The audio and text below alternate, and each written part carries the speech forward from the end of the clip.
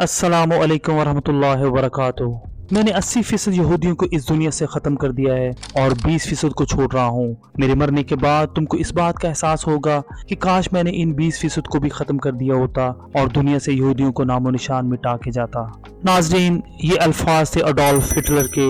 नाजरीन, हिटलर का नाम सुनते ही जहन में ये ख्याल आता है कि उसने बड़े पैमाने पर यहूदियों का कत्ले आम किया था, मगर आखिर हिटलर यहूदियों से नफरत क्यों करता था और उसने यहूदियों को जर्मनी से क्यों निकाला? नाजरीन, ये वो सवाल हैं जिनका जवाब हासिल करने के लिए कई किताबें लिखी गई, मगर सबसे दुरुस्त बात यह है कि हिटलर जर्मन कौम को दुनिया की बेहतरीन कौम समझता था। उसका ख्याल था कि सिर्फ जर्मन कौम ही दुनिया पर हुक्मरानी का हक हासिल है और जर्मनी की तरक्की के लिए जरूरी है कि मुल्क से तमाम गद्दार खत्म कर दिए जाएं। ये इंसान की तरक्की में रुकावट है।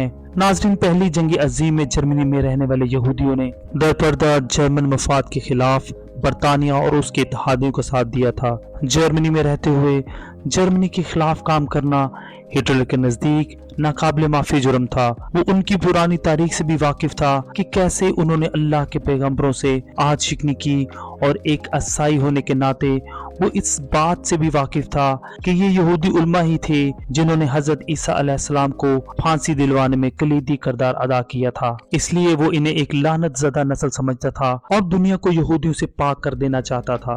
यहूदी ईसाइयों की तरह हजरत ईसा अलैहिस्सलाम को खुदा का बेटा नहीं मानते और कई ईसाई हजरत ईसा अलैहिस्सलाम की खुदाइयत को मानने के इस इनकार को भी तकब्बर की निशानी समझते थे। कई सदियों तक ईसाइयों के चर्च ने इन्हें ये सिखाया कि हजरत ईसा अलैहिस्सलाम की मौत यहूदी की वजह से हुई, जबकि आज के मुवर्रिखीन और चर्च ये सिखाते हैं कि हजरत ईसा अलैहिस्सलाम को रोम की हुकूमत ने इस वजह से शहीद किया था कि अफसरान उन्हें अपने इक़्तिदार के लिए एक सियासी खतरा समझते थे। मजहबी तसादम के साथ मुआशी तसादम भी शामिल थे। हुक्मरानों ने यहूदियों पर पाबंदियां लगा दी और उन पर मखसूस मुलाजमतें करने और जमीन की मलकियत हासिल करने पर पाबंदी आयद कर दी।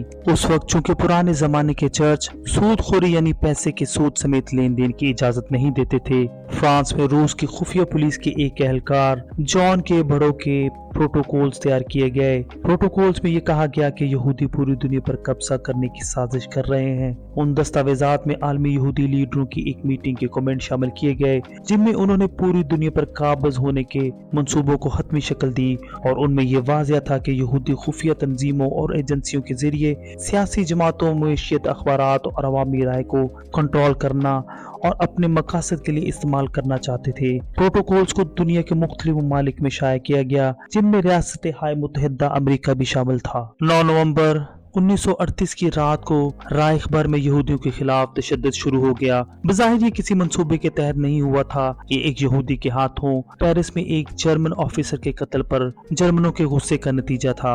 2 दिनों में 250 से जायद यहूदी इबादत गाहें जला दी गईं। 7000 से जायद यहूदी कारोबारों में लूट मार की गई और इन्हें तबाह कर दिया गया। दर्जनों यहूदियों को मार दिया गया और यहूदी कब्रिस्तानों, हस्पतालों, स्कूलों और घरों को लूटा गया, और जबकि पुलिस और फायर ब्रिगेड की गाड़ियां देखती ही रहीं। सड़कों पर बिखरे हुए दुकानों की खिड़कियों की शीशों और किरचियों की वजह से उस रात को क्रिस्टल नाइट यानी टूटे हुए शीशों की रात कहा जाने लगा। नाजरीन, उसके बाद की सुबह जर्मनी के तकरीबन 60 लाख यहूदी खत्म कर दिए गए। पूरे मशरकी यूरोप का यहूदी खींच कर हिटलर ने जहां कंसंट्रेशन कैंप बनाए थे उनको वहां लाया जाता। मर्दों और औरतों के कपड़े उतार दिए जाते और उनके बालों को शेव कर दिया जाता।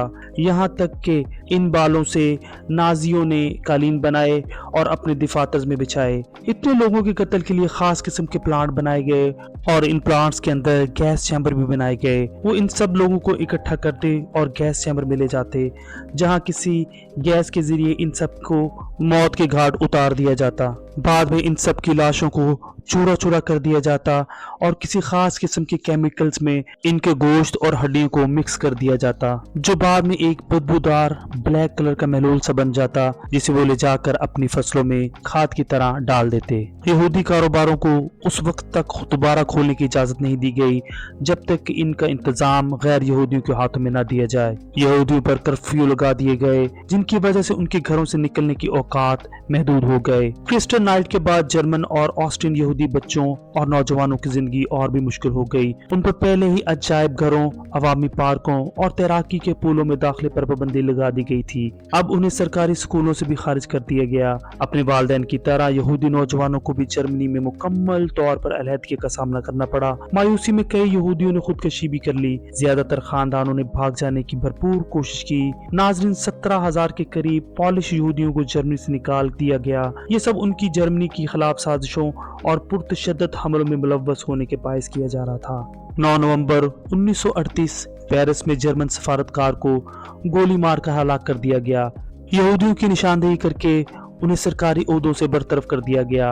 अडोल्फ हिटलर के चांसलर बनने के 2 महीने बाद अप्रैल 1933 में मंजूर किए जाने वाले कवानीन के साथ इंतजामिया की तत्हीर शुरू हो गई। उन कवानीन में एक आइन पैराग्राफ शामिल था जिसमें समाज के मुख्तलिफ शोबों में यहूदियों को निकाल फेंकने का इंतजाम किया गया था।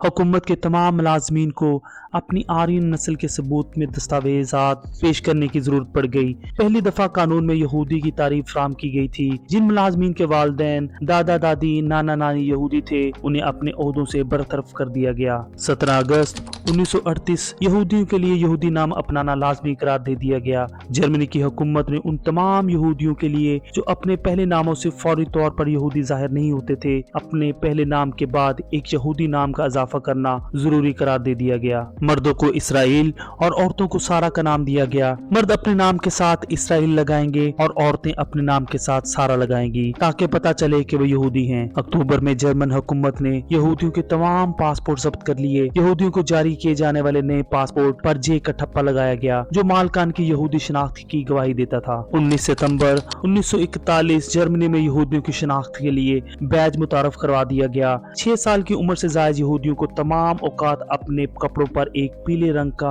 6 नुक्तों वाला सितारा पहना जरूरी ठहराया गया जिस पर काले हरफों में जूड लिखा गया था जो जर्मन जुबान में यहूदी कहलाता था। अब जर्मनी में यहूदियों को देखकर ही पहचाना जा सकता था। अक्टूबर में यहूदियों की जर्मनी से बाकायदा जिरावतनी शुरू हो गई। मार्च 1942 में यहूदियों के लिए अपनी रहायश गाहों पर भी सितारे की इलामत की नुमाइश करना जरूरी हो गया। नाज़रीन, यहूदियों की ये नस्ल कुशी होलोकॉस्ट कहलाती है। होलोकॉस्ट एक लफ्ज है जिसके इस्तेमाल पर पाबंदी है। दुनिया के 13 ममालिक ऐसे हैं जिनमें अगर आप ये लफ्ज इस्तेमाल करते हैं या बोलते हैं या किसी तहरीर में लिखते हैं तो 3 से 10 साल की सजा आपको हो सकती है।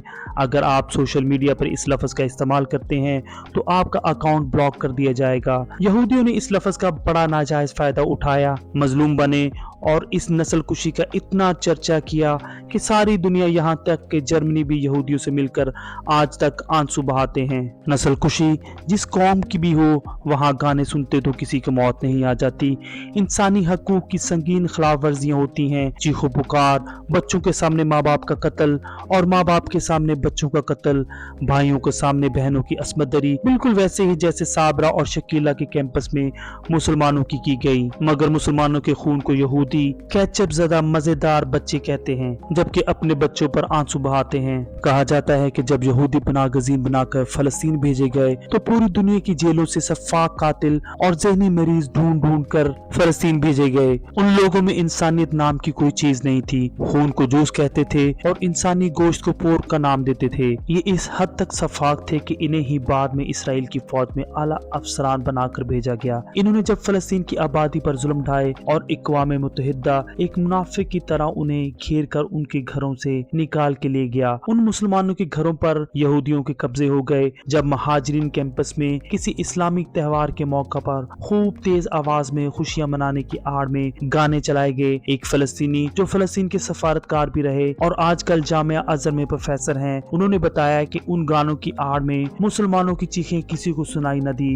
यहूदी मुसलमानों के खैमों में घुसते, कसाईयों की तरह मुसलमानों को ज़िबा करते, थक जाते, शराब पीने चले जाते, शराब अपने ऊपर उंडेलते, कह के लगाते और फिर नाचते हुए मुसलमानों के खैमों में घुस जाते। यहूदी ने इस कत्ले आम को एक त्योहार की तरह मनाया। सुबह उन कैंपस में सिर्फ इंसानी गोश्त और खून था। लाशों को इस तरह मसाक किया गया कि किसी भी इंसान की पहचान मुमकिन न थी। तमाम जिस्मानी इज़ा को इज्तिमाई कब्र में दफन कर दिया गया। मरने वालों के घरों, बागात और खेतों पर इसराइलियों को कब्जा हो गया। नाजरीन, ये सिलसिला आज तक जारी है। यहूदियों का एक ग्रोह ऐसा है जो आज भी कदीम तौरात को मानता है और यहूदियों के लिए अलग वतन के क़याम को अल्लाह की नाफरमानी मानता है। उनके मुताबिक दुनिया ख़त्म हो जाएगी और दुनिया पर अल्लाह का अजाब आ जाएगा अगर यहूदियों ने इसकी नाफरमानी करके अलग वतन बना लिया। ये आपको अक्सर दीवारे गिरिया पर माथा रगड़ते रोते हुए मिलेंगे, मगर ये लोग आटे में नमक के बराबर हैं। ज्यादातर जुनूनी जो ज़ायनिस्ट खिलाते हैं दुनिया के सामने मजलूम बनकर हमदर्दियां समेटने वाले लोग हैं। दरिंदे से ज्यादा सफाक हैं, ये अपना मकसद कभी नहीं भूलते। आज अडोल्फ हिटलर को वक्त ने सही साबित कर दिया। यहूदियों की जिस आलमी साजिश को नाजियों और रूसियों ने बेनकाब किया था और जिसे रोकने की कोशिश की थी, यहूदियों ने पैर जमाते ही उस पर कामयाबी से काम करना शुरू कर दिया। फर्क सिर्फ इतना है कि इस बार ईसाई दुनिया उनके साथ है, क्योंकि वो यहूदियों को ना सिर्फ मजलूम समझते हैं बल्कि उनके खिलाफ बात करने को बहुत बड़ा गुनाह भी समझते हैं। नाजरीन, इसी उम्मीद के साथ इजाजत दीजिए कि आपको हमारी वीडियो पसंद आई होगी। मिलते हैं अगली वीडियो में। अल्लाह रब्बुल इज्जत आपका हामी नासिर। अल्लाह हाफिज।